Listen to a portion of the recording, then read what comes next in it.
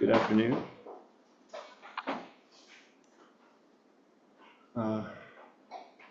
Second day of Sesshin, and we've got a strong wind spirit visiting us today.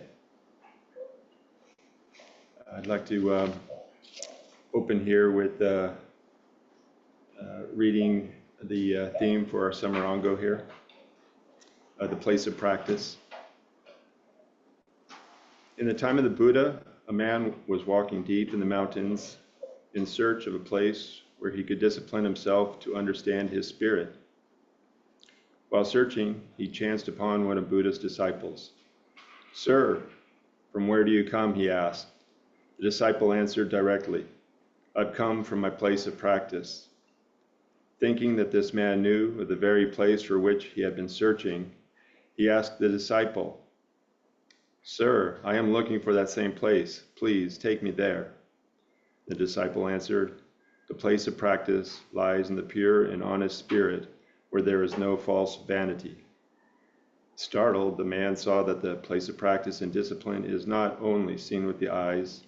The place of practice is the spirit. The spirit searches to enlighten itself. It does not matter whether it's a room where one practices tea or meditates. Any place that is peaceful is a place where you can find your own spirit.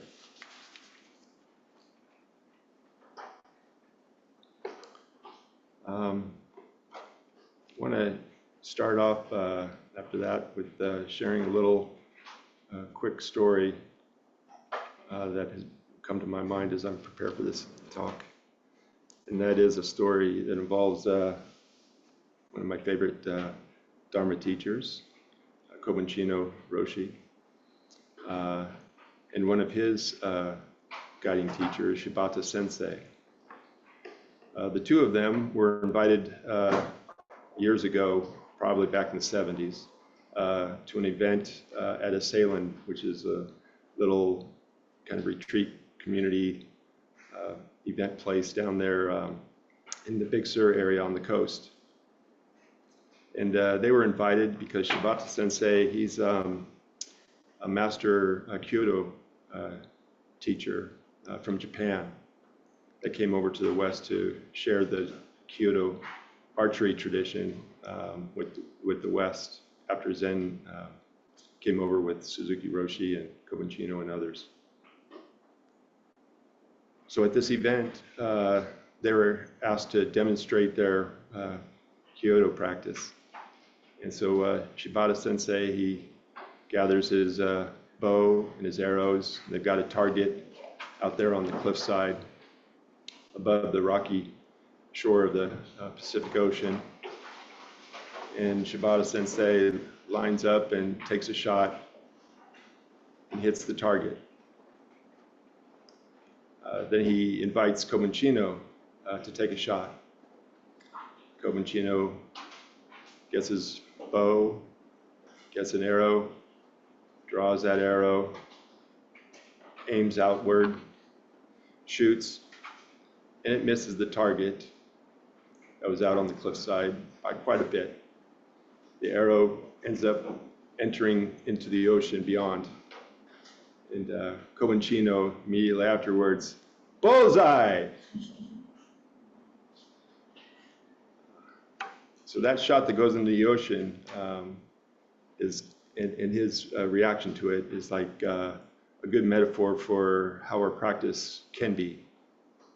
And that is the great ocean is willing to accept all the little tidbits that fall into our lives, whether it's agreeable or disagreeable. And that openness, that ability to accept unquestionably what comes to our light, the things that we encounter, is a wonderful spirit of Zen.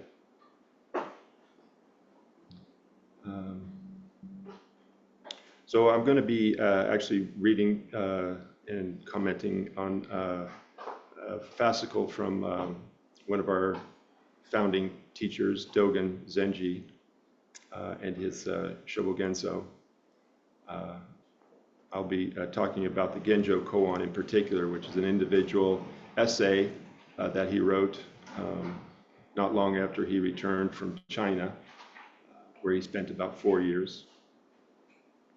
And I'm just going to read this little bit here first, because it relates to that, the spirit of the place of practice I had read a moment ago, before getting into some more of the Genjo Koan. When you find your place where you are, practice occurs, actualizing the fundamental point. When you find your way at this moment, practice occurs, actualizing the fundamental point. At that place, the way is neither large nor small, neither yours nor others. In this way, the place has not carried over from past, and it is not merely arising now. And accordingly, in the practice enlightenment of the Buddha way, meeting one thing is mastering it. Doing one practice is practicing completely. Here is the place, here is the way, unfolds. The boundary of realization is not distinct, for the realization comes forth simultaneously with the mastery of Buddha Dharma. Do not suppose that what you realize becomes your knowledge and is grasped by your consciousness. Although actualized immediately, the inconceivable may not be distinctly apparent. The appearance is beyond our knowledge. So that's actually part of the Genjo Koan, towards the end of the essay, actually, but I'm bringing it out in front. So the Genjo Koan, I'd like to mention what that translates as. So actually, I kind of read a translation in that last reading there, actualizing the fundamental point. But let me go over the individual parts of the Japanese. Not that I'm an expert in Japanese, but this is what my teacher has shared with me. So gen, from Genjo Koan, means something to the effect of nothing to hide, nothing to reveal, nothing appears. And jo means completion or wholeness. Ko is impartiality, without discrimination. And an means to hold or to bear those three qualities without losing them. Those three qualities being what I just mentioned, Genjo and Ko, impartiality, completion or wholeness, nothing to hide, nothing to reveal, nothing appears. So a little bit of the background of the Genjo Koan and Dogen. So Dogen wrote this essay, which is called a fascicle, as part of the Shobo Genzo, a great collection of writings that Dogen masterfully put together over the course of his relatively short life, between 1227 and 1253 AD. And that's all in Japan, of course. Dogen was 13 when he was ordained a monk in Japan. And roughly 12 or so years later, somewhere around the age of 25, maybe 24, he took off from Japan for China because he felt like what he was being exposed to, the teachings that he was encountering there in Japan, there was something that was missing. He wasn't sure, of course, what it was yet, but it wasn't satisfying his basic curiosity and yearning for encountering the actual Buddha Dharma. So he takes off for China by sea, arrives in China, spends the first couple of years traveling around, visiting various monasteries and teachers. But then he comes upon one particular teacher that ends up becoming his primary Zen teacher and master. And that was Tendo Nyojo. Tendo Nyojo at the time was quite old. And in fact, he only had a couple of years left in his life when the two encountered each other. And there's a wonderful story about their time together, but I'm not going to get into that. But I do want to mention that Dogen achieved his great realization upon hearing his teacher talk about the importance of Zazen and casting off body and mind. And this is what distinguished Tendo Nyojo from many of the other teachers of our, actually it's still within our lineage of other teachers though, that were eminent, but in other places of China. But the art and science and practice of Zazen was not prevalent throughout, and that was one of the chief aspects of Tendo Nyojo's deep understanding, the importance and primacy of Zazen and sitting practice as it relates to realization of the Buddha Dharma. Dogen endearingly calls his master an old Buddha in parts of the Shobo Genzo. So also with the Zazen, there was the emphasis, the importance of the Zazen for Tendo Nyojo, or one of the important aspects of it was it was the meeting point at which body and mind could be cast off. And this casting off of body and mind was actually something he came to be known for and was distinguished for, emphasizing the importance thereof in realizing the Buddha way.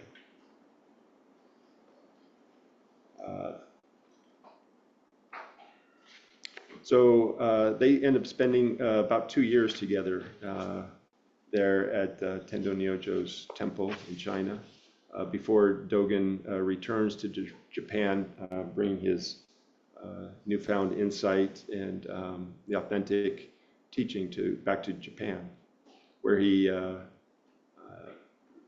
eventually gravitates from Kyoto, where he had been training for his earlier parts of his life, and he ended up going up eventually to found a Heiji, which is our founding mother temple up in the mountains, mountainous area, away from a city center area like Kyoto.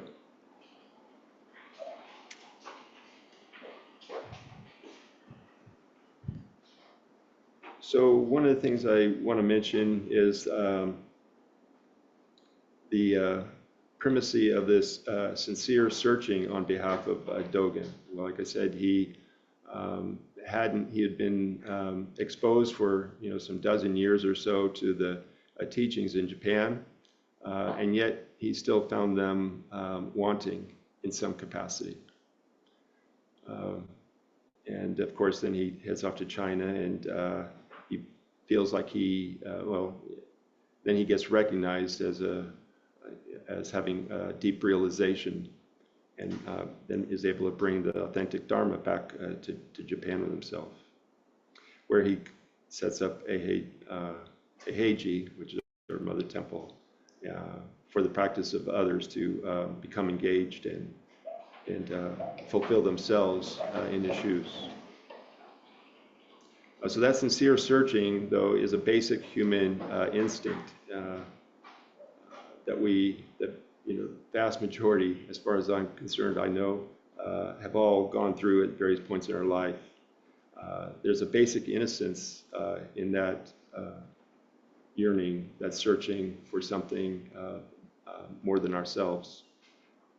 Sometimes it may be, something's missing, something that we aspire to, but there's always some sense of wanting, searching for more at some point in our lives.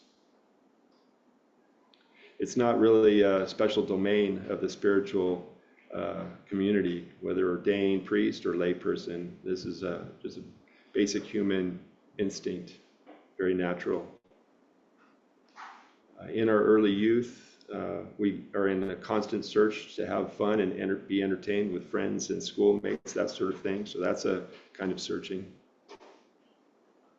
little bit later in our teens and early adulthood, connecting and bonding in intentional relationships transforms the very potential of what we are capable of in our lives.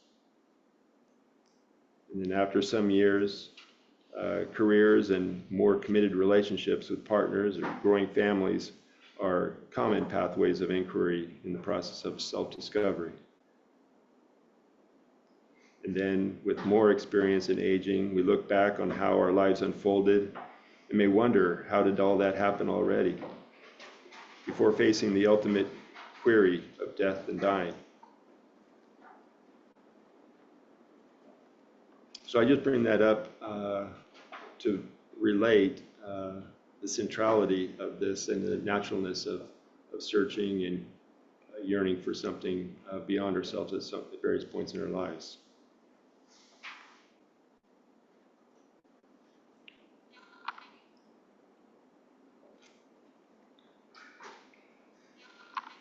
The point with Dogen, after he returns to Japan and starts his own lineage of Zen, which comes to be known as the Soto school of Zen, which is our school.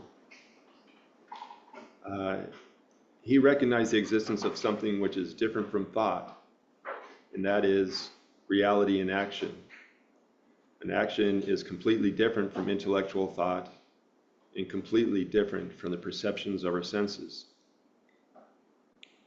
So Master Dogen's method of thinking is based on action, and because of that, it has some unique characteristics.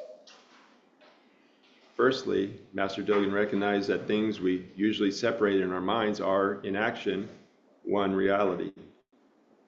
To express this oneness of subject and object, Master Dogen says, for example, if a human being, even for a single moment, manifests the Buddha's posture in the three forms of conduct, while that person sits up straight in samadhi, the entire world of Dharma assumes the Buddha's posture, and the whole of space becomes a state of realization. This sentence, taken from the chapter of Bendowa, which is another fascicle of the Shobogenzo, Dogen's, is not illogical, but it reflects a new kind of logic, action-based logic. Secondly, Master Dogen recognized that in action, the only time that really exists is the moment of the present, and the only place that really exists is this place. So the present moment and this place, the here and now, are very important concepts in Master Dogen's philosophy of action. The philosophy of action is not unique to Master Dogen. This idea was also the center of Gautama Buddha's thought. And all the Buddhist patriarchs of ancient India and China relied upon this theory and realized Buddhism itself. They all recognized the oneness of reality, the importance of the present moment, and the importance of this place. I took that last section there from a translation of the Shobogenzo by Gudo Nishijima and Chodo Cross. We have that in the library. All of these things are in the library, the Genjo, Koan, and the Shobogenzo, if you're interested in following up on your own on some of these things.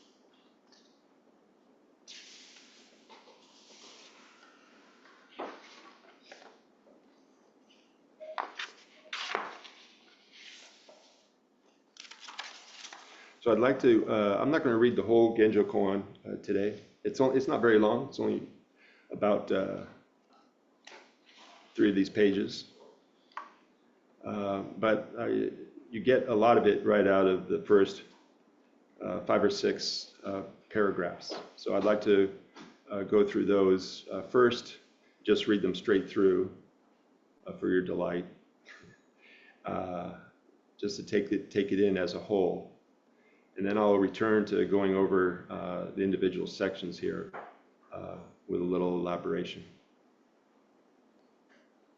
So it begins, as all things are Buddha Dharma, there is delusion and realization, practice, birth and death, and there are Buddhas and sentient beings.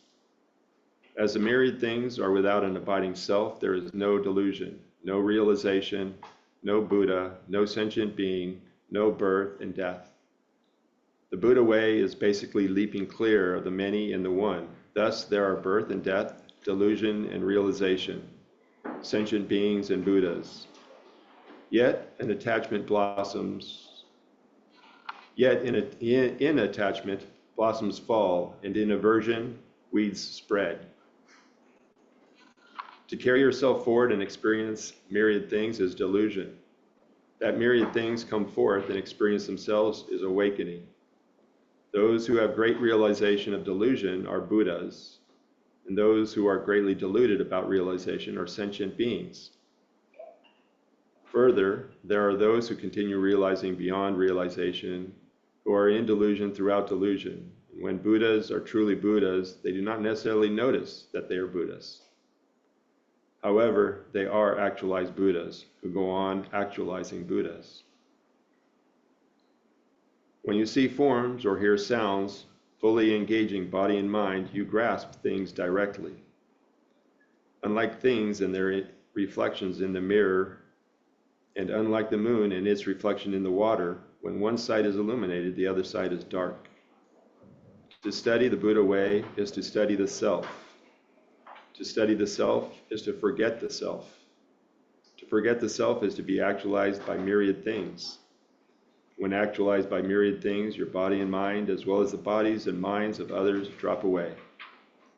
No trace of realization remains, and this no trace continues endlessly. When you first seek the Dharma, you imagine you are far away from it. But Dharma is already correctly transmitted. You are immediately your original self. When you ride in a boat and watch the shore, you might assume that the shore is moving. But when you keep your eyes closely on the boat, you can see that the boat moves. Similarly, if you examine myriad things with a confused body and mind, you might suppose that your mind and nature are permanent. When you practice intimately and return to where you are, it will be clear that nothing at all has unchanging self.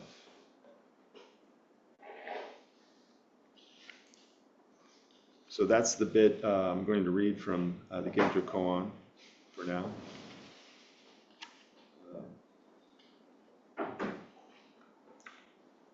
So really for me, this embodies, this part of the Genjo Koan, well, the whole Genjo Koan really speaks to this basic human capacity and spirit of inquisitiveness, this seeking, searching, and ultimately what he's pointing out as much as anything is that this seeking and searching becomes the gateway to self-realization, what we might in the outside world call transformation or self-development. But really, realization is an aspect of those as well.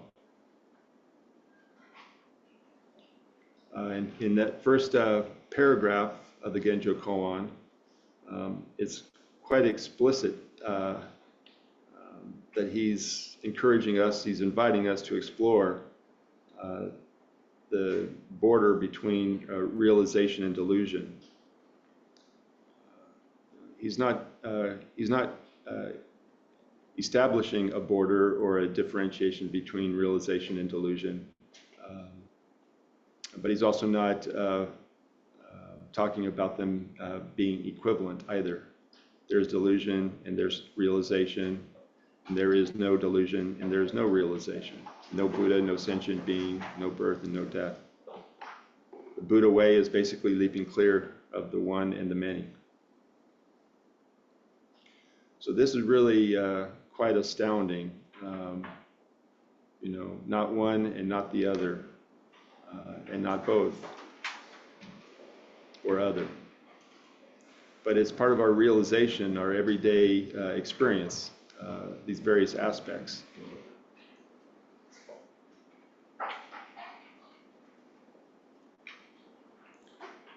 To carry yourself forward and experience myriad things is delusion.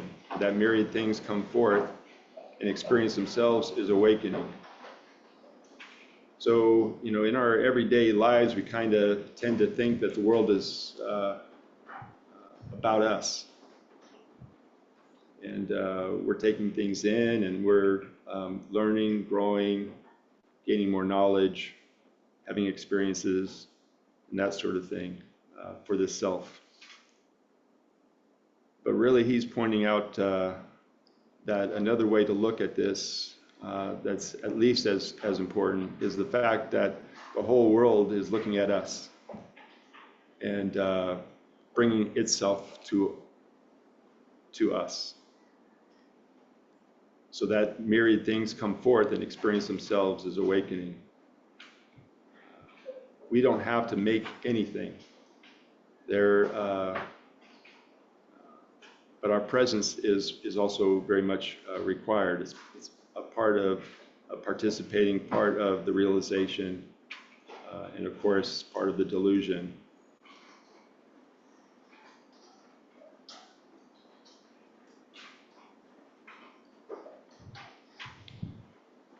So in the next paragraph, he's talking about this reflective aspect of ourselves. When you see forms or hear sounds fully engaging body and mind, you grasp things directly, unlike things and their reflections in the mirror, and unlike the moon and its reflection in the water. When one side is illuminated, the other side is dark. So here,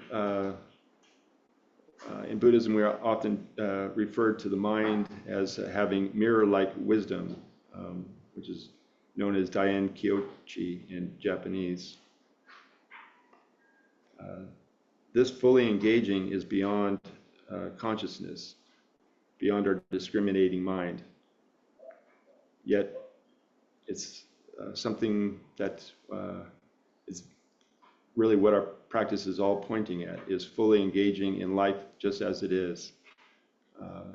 Zazen, of course, is one aspect of it, but there's an importance of realizing that this Zazen that we practice, the form Shikantaza, our sitting practice here in the Zendo, is something that's not meant to be contained only in here, but is to be brought out into the world, into our daily lives, whether we're residents here and practicing a spiritual path, or bring it out into our everyday lives at home, at work, in the outside world. This sitting practice is fundamental to Dogen's whole approach to life and realization, and so it is, a primary way that we allow ourselves to get in touch with and experience this very quiet, still point in reality that's accessible to all of us at any time, really. And the importance of allowing ourselves to get back to that place and experience that, so that we can then bring it back out into the world with a renewed vitality and a renewed ability to accept very openly and willingly all the trials and tribulations we encounter in our daily lives. To study the Buddha way is to study the self, and to study the self is to forget the self. To forget the self is to be actualized by myriad things. When actualized by myriad things, your body and mind, as well as bodies and minds of others, drop away. No trace of realization remains, and this no trace continues endlessly. So what is this actualized by the myriad things? So these questions, as much as he's providing us with insight and information, that spirit of inquiry and questioning, what is this, what's going on, pervades this whole presentation. So the questions and the practice go hand in hand, like the foot before and the foot behind in walking. One does not relate to anything without the other.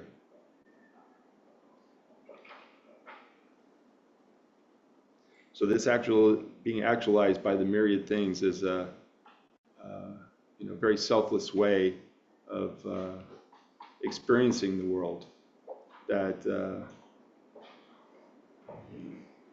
as I present this talk today, you're hearing what's going on, hearing something going on, but you're taking it in and digesting it in each of your own individual ways, based on your experiences, based on your experience here, based on your experience in life, your families, growing up.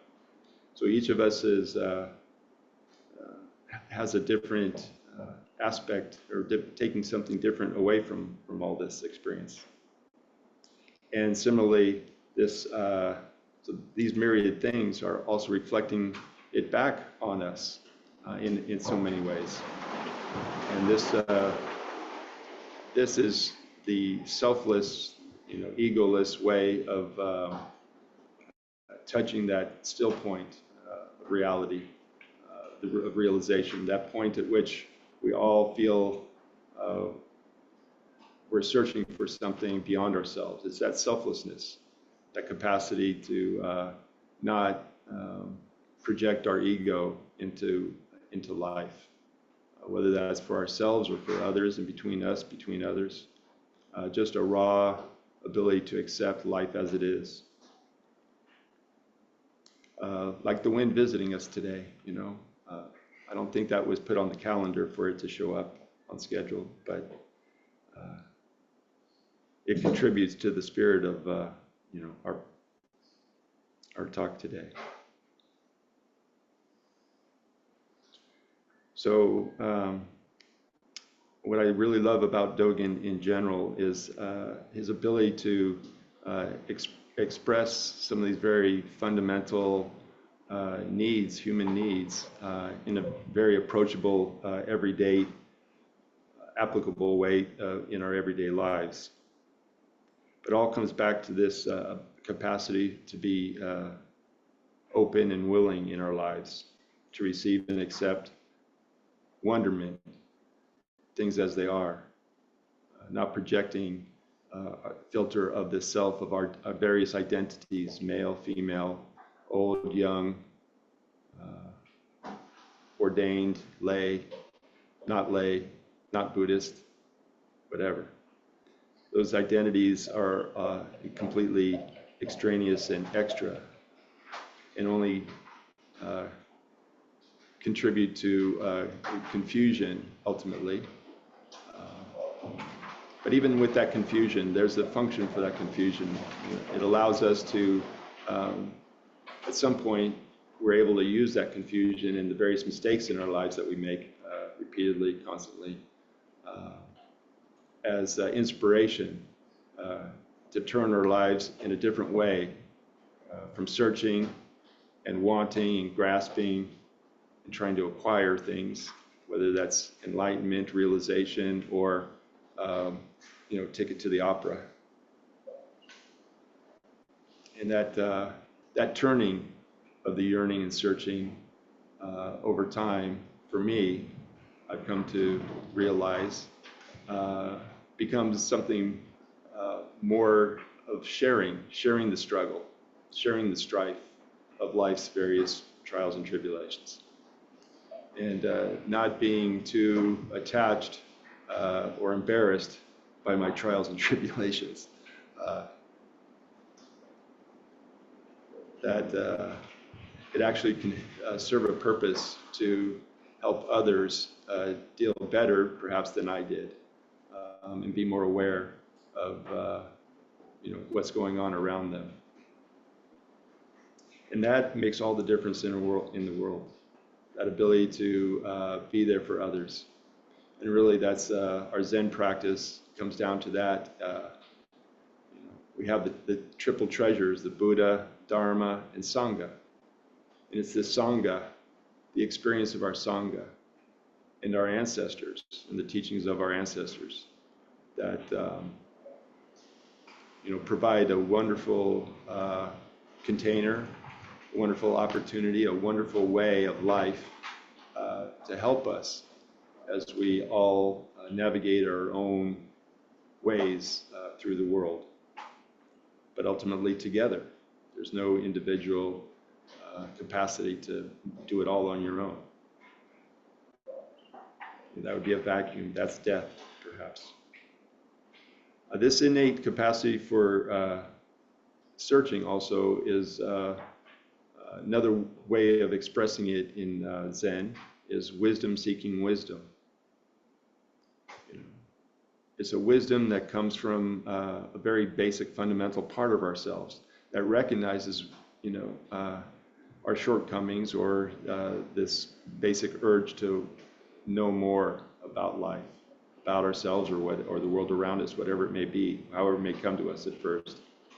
But there's a wisdom there that seeks to enlighten itself, to recognize itself, to see itself, to love itself. And that capacity is in each and every one of us here, from the get-go, from before we ever came to Zen.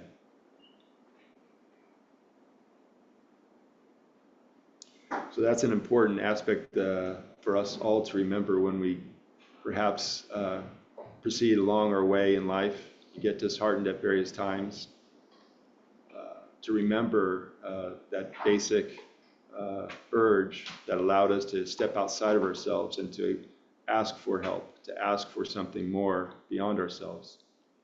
And that capacity for asking for something beyond ourselves was actually answered, is readily answered by those around us, not just people, by the myriad things though, reflecting our true nature, aspects of ourselves in reality.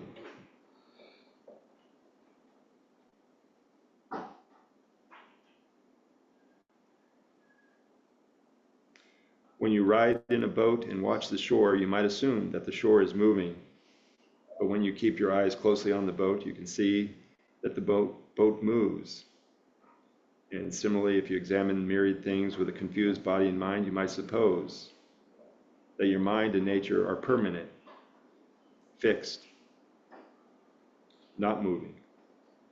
But when you practice intimately and return to where you are, it will be clear that nothing at all is unchanging self.